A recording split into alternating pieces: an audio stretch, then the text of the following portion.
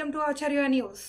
యువగలం సభలో నారా లోకేష్. అన్నమయ్య జిల్లా రాజంపేటలో నేడు శనివారం తెలుగుదేశం పార్టీ అసెంబ్లీ అభ్యర్థి సుగావాసి బాలసుబ్రహ్మణ్యం ఆధ్వర్యంలో యువగలం సభకు TDP party leader Nara Lokesh హాజరయ్యారు.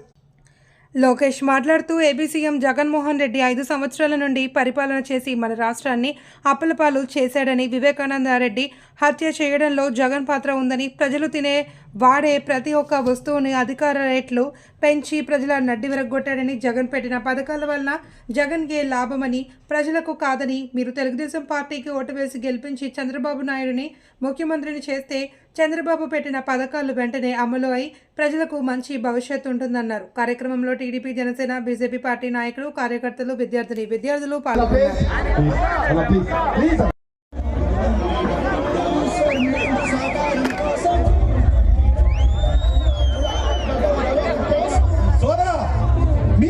కొంచెం క్లియర్ చేయండి సోదరా, వాళ్ళు కనపడదు కనుకంటే ప్లీజ్ అన్న కొంచెం ఎన్నికలన్న ప్లీజ్.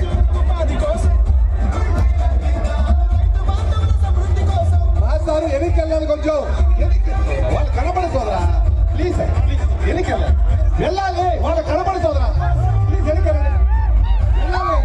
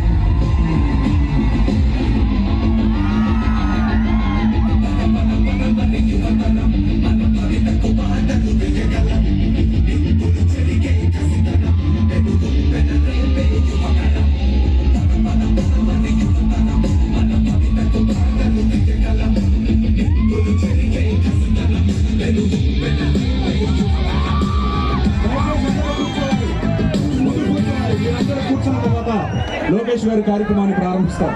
దయచేసి అందరూ కూర్చోండి. జై జై లోకేష్. ఇదే నేను వచ్చిన ఒక్క క్షణమైనా సరే ఆ యొక్క కరతాళ ధ్వనులకి, ఆ జై జై ధ్వానాలకి కొంచెం గ్యాప్ ఇస్తారో అనుకున్నాను, కానీ ఎక్కడ అయితే తండోపతండాలుగా తరలి వచ్చారు. కాబట్టి ముందుగా మీ అమూల్యమైనటువంటి సందేశాన్ని ఇచ్చిన తర్వాత ఆ తర్వాత ప్రశ్నల పరంపరను ప్రారంభిద్దాం.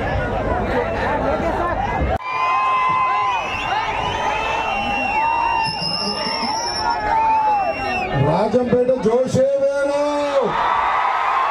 కడప జిల్లా ఊపే వేరు.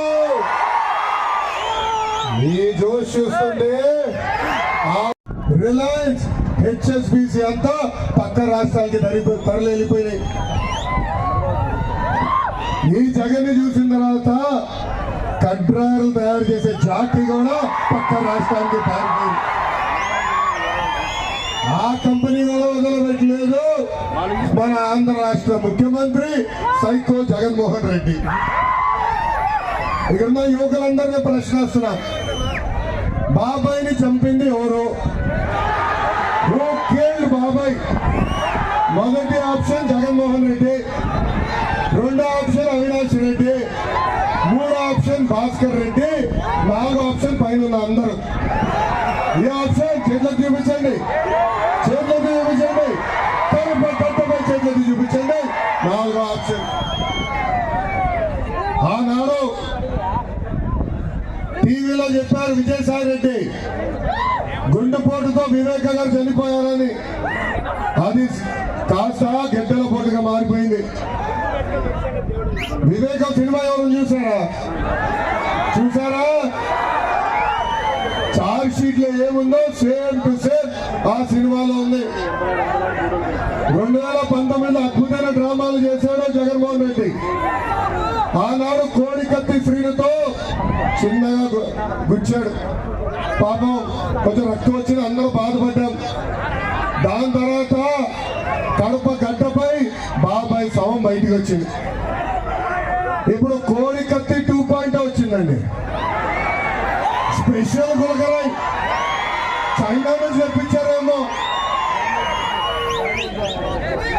ఆ గులకరాయ్ స్పెషాలిటీ ఏంటో నేను చెప్పాలా. పాపం ఎవరో జగన్మోహన్ రెడ్డి గారి పైన వేశారు, నేను బాధపడ్డా. ముఖ్యమంత్రి గారి పైన దాడి చేయకూడదు, రాలేయకూడదని బలంగా నమ్మే వ్యక్తి. ముఖ్యమంత్రి గారి పైన కాదు, ఎవరి పైన కూడా రాలేయకూడదు. కానీ ఇది స్పెషల్ గులకరాయ్. ఎంపీలు గెలిపించండి. ప్రతి